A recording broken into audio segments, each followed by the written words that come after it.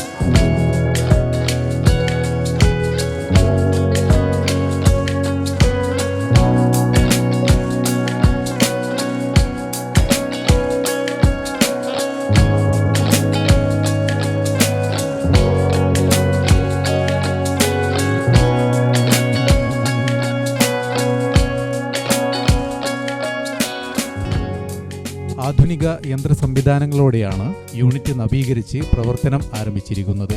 Saneesh genius ആദ്യ വിൽപ്പന നിർവഹിച്ചു.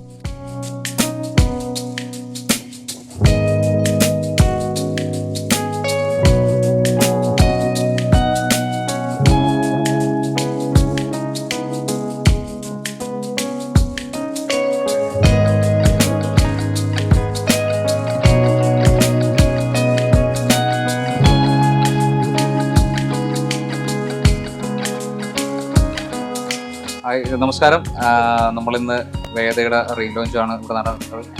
അപ്പം വിജയ് ഷെഫിയുടെ കൂടെ നമ്മുടെ പ്രിയ സുഹൃത്ത് സൗഗന്ധം കൂടെ ചേരുകയാണ്.